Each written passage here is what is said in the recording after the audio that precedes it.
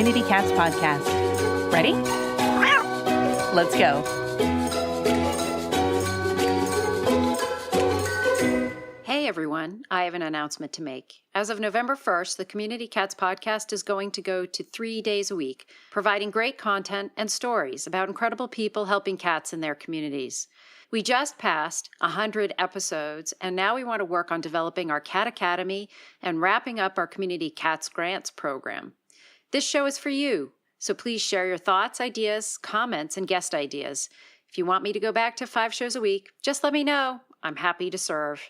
Take care, and thanks again for supporting the Community Cats podcast. Welcome to the Community Cats podcast. I am your host, Stacy LeBaron. I've been involved helping homeless cats for over 20 years with the Merrimack River Feline Rescue Society. The goal of this podcast is to expose you to amazing people who are improving the lives of cats. I hope these interviews will help you learn how you can turn your passion for cats into action. Today, we are speaking with Sheila Massey. Sheila made her career in mostly analytical fields, computer science, financial analysis, and finally, forensic accounting and corporate fraud auditing in the United States and abroad. She traveled a great deal and lived overseas for 10 years. Upon retirement, she began taking classes in life drawing, portrait painting, modern dance, and tap dance, things she always wanted to do but couldn't while working. She also started doing trap, neuter, return after retirement, and that quickly became a priority. Add cats to the things she loves list. She teaches English conversion ESL for the Brooklyn Public Library, co-teaches the Neighborhood Relations Workshop for TNR caretakers, and volunteers at the Brooklyn Cat Café, helping them to establish their educational series of workshops. Sheila, I'd like to welcome you to the show. Hey, Stacy. It's good to be here. I wanted to find out a bit more. Sounds like you've been all over the world and had a lot of life lessons and everything, and then you came back to New York, and all of a sudden you discovered Community Cats. How did that happen? Yeah, that's a good question, Stacy, because I always thought I was a dog person. That's the funny thing about it. Yeah, I was surprised, too. Someone convinced me to adopt a black kitten, and I reluctantly did and fell in love with this little personality. And I found that once you love an individual, it kind of extends to the species. So right away, when I'd see stray cats in the neighborhood, you know, the ones that were friendly, I'd take them in and find homes for them. And then a good friend of mine told me about TNR, so I took the certification class. You know, the rest is history. What year specifically was it that you got started helping with TNR in New York? That was 2008. And I live in North Harlem, and it was a very mixed neighborhood, different nationalities, a lot of Hispanics, African-American, whites, and I had a lot of problems with the locations where these cats were showing up. One was an evangelical church, and the congregants tended not to like cats. Another place was the community garden, and of course, in New York City, community gardens are known for their cat wars. There's the people who love cats, and they're always putting out cans of cat food and leaving paper plates, and the cats are breeding like crazy. On the other hand, there are rats running through. There are people that hate cats. There are people that love cats. So that was a little bit of a job to do to convince the community gardeners that it would be good to have a resident cat colony. There was a landmark building that had beautiful grounds, but there were cats on the ground. And that took some work to convince them that, yes, I could feed feral cats there and put cat shelters on this landmark building site. And a prison nearby as well. They had cats on the ground. So the cat colonies that I found were in these kind of peculiar locations. So it took a lot of time doing the TNR to get the cats all spayed and neutered and stuff, but it also took a lot of talking. I found that I spent, half of my time explaining TNR and working with the community so they would buy in and accept the cat. So that sort of leads into the program that you do called Neighborhood Relations Workshops. You've taken your experience in negotiating viable solutions for community cats in different environments, and you've created a workshop that you provide?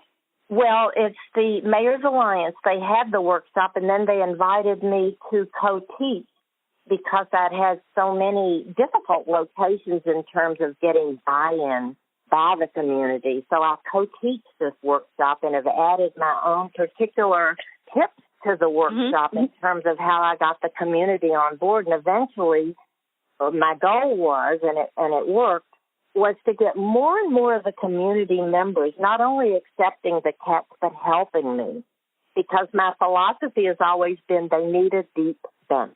In other words, if I get hit by a bus or even go on vacation, God forbid, that there would be other people that would take care of the cats, feed the cats, understand where the colonies are, how we go about managing the feeding schedule as well as keeping the feeding stations clean. That's very important. You can't have messes all around. Otherwise, you've lost your community support.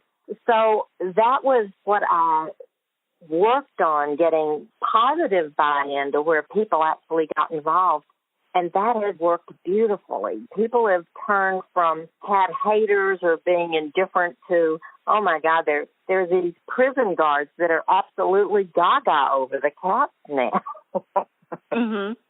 This has really been probably 50% of my time was spent doing that. And I would say the basis of it is you get the community to understand that this TNR is a benefit to people.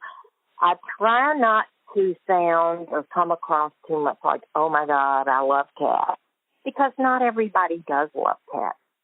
But you can support TNR and really not like cats, because we are controlling the cat population in terms of keeping their numbers down. We are vaccinating them. A lot of people are really freaked out about animal diseases and rabies, etc. And once you have a resident cat colony, which means you're managing the colony, we call it trap, neuter, return, as if the R is the end of it. And actually the R is the beginning of it. It's trap, neuter, return plus maintain, plus M, maintain the colony. And once you feed them every day, they stay put. And when they stay put, you don't have rats. So in all of these locations, my street where I lived on, the evangelical church, the community garden, landmark building, the prisons, they realized, oh, my God, my rat problems are gone. And, Stacy, I don't know where you're located right now, but I can tell you in New York City, there are neighborhoods that are just run over with rats, and they're huge. They're huge. Yep. Yeah. So I mean, rats are a big issue in all urban areas by far. It's definitely, it's a hot topic. And how do working cats fit into that picture? And you're actually sort of leading into a sort of a next step up, I would say, from neighborhood relations. You're talking about public official relations with regards to TNR. And, and how to work with your Department of Health and get them on board to be supportive of TNR also. Right. Because, like I mentioned, community gardens being a huge hangout place for both cats and rats. Rats gravitate to gardens. We all gravitate to gardens, All of us mammals, we're in there. The community gardens right now, there's 600 in New York City, and they use these different rodenticides, these fake blocks to kill rats and everything, to keep the rats away. But it just does not work. It's proven that it's not working, and it's really convincing the Department of Health, who would be talking to the Parks Department. The Parks Department oversees the community gardens. The Department of Health, if they ever gave their wholehearted stamp of approval and said, we endorse, we don't just say TNR is a good thing and promote it. I mean, we actively endorse in community gardens, TNR is the best way to go. It would be a great place for the community cats to be.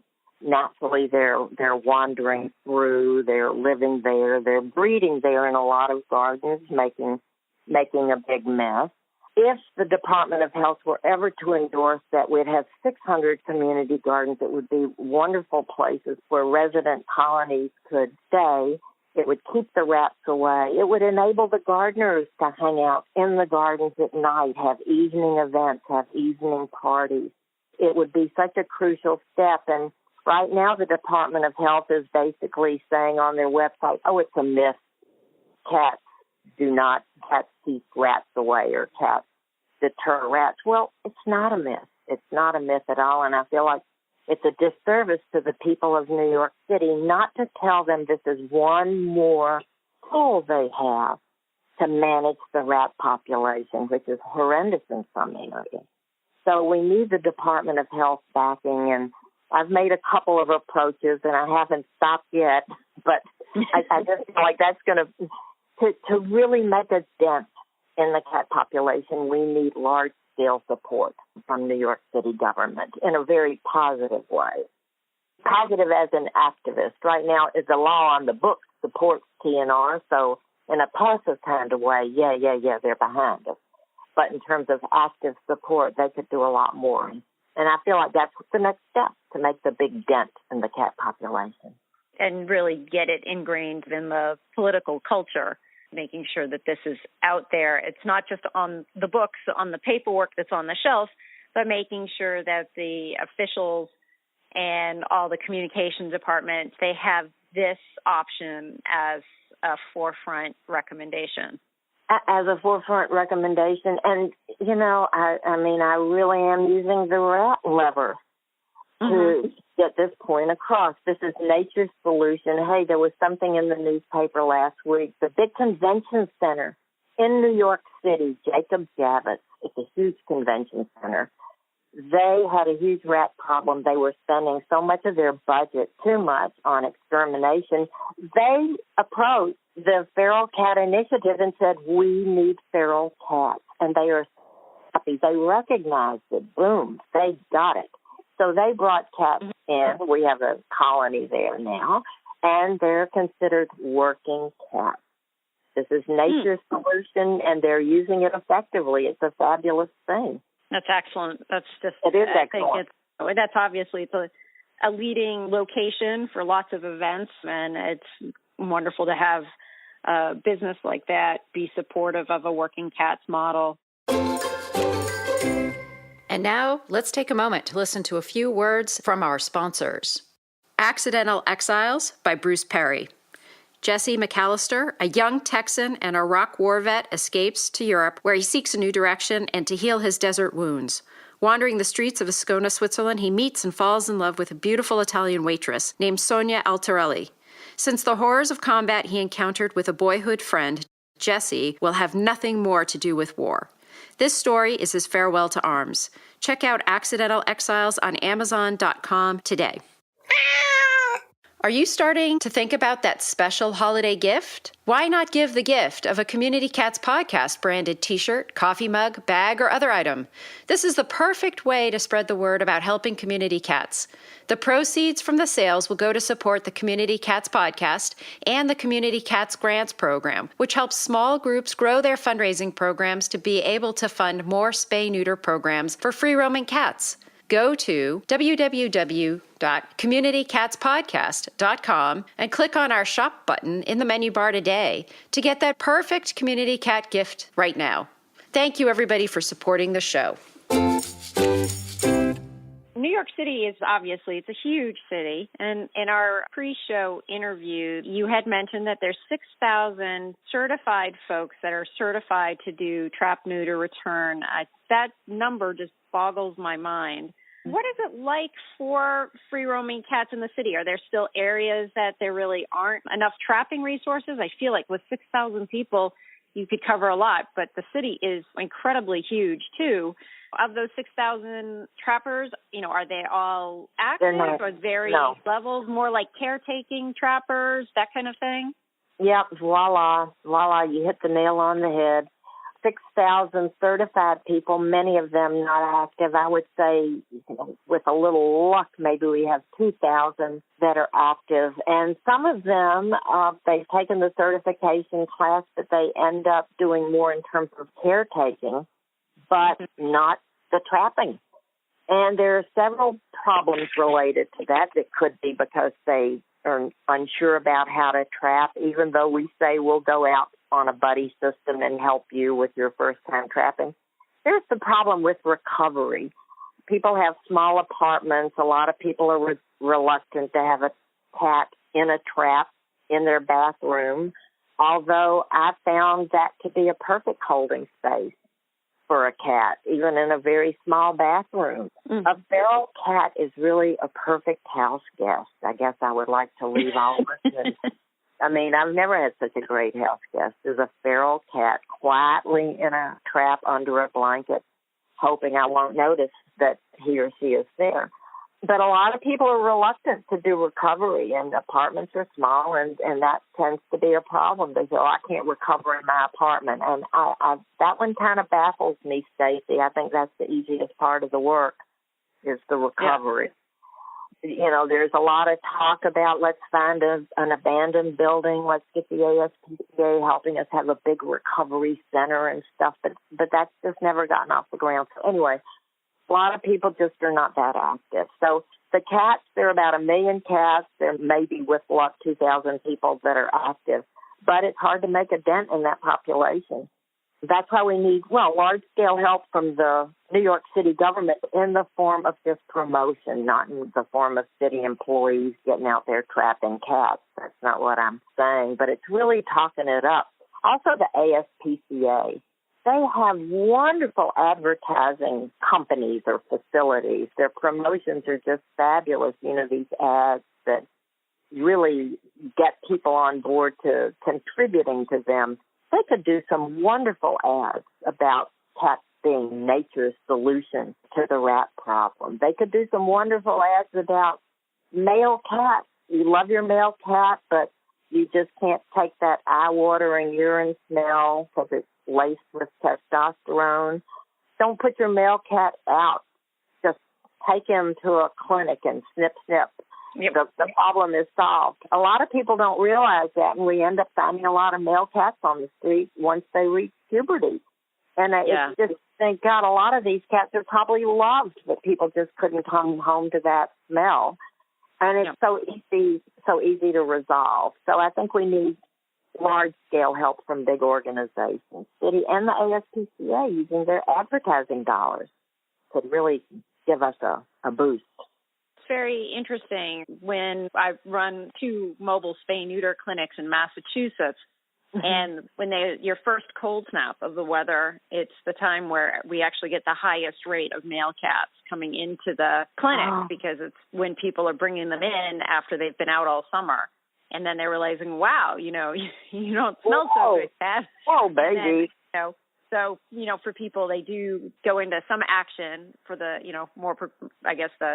the more active folks. Rather than throwing them back outside, they, will get them done on our low-cost spay-neuter clinic. But I even think, November's a great time to do like a $10 neutering campaign or something like that. And it will make an impact on so much of the spring kitten population the next year that I think it could be very impactful to have a campaign at that point in time. I know that there have been campaigns in January, and those have been good, but I like November, December, because they can be kind of slow times for clinics because of the holidays. A lot of people don't have the money for paying, where January, everybody's got their New Year's resolution. They're going to take care of their kids. They're going to take care of themselves. They're going to take care of their pets. So there's kind of an uptick and a spike in the clinics at that point in time. But that's my general opinion. But I definitely think doing, some sort of a low-cost neutering campaign during the year can be incredibly impactful. Well, and there could be such witty ads about, do you love your male cat, but you just can't deal with the eye-watering smell of the litter box. Just say this can be addressed within a couple of weeks. Problem solved. Also, I noticed that in my old neighborhood, a lot of people think that the male cats are castrated, and I've noticed a lot of men kind of take this personally. So you have to kind of convince people, no, it's not really a castration. Just is a different kind of a minor operation. And I think that a lot of people, have you ever noticed how many times you explain basic things and people say, I never knew that? So just the level of not knowing has such an impact on the cat population, and if they only knew, I think things would change. Another thing, in New York City, all the delis and bodegas, they're not supposed to have cats. But you know what? These managers, these deli owners know good and well that with all the grains and the breads and the stuff, if they don't have cats, It's going to be a complete mess with rat droppings all over the place, and they're going to lose their produce. So they have cats.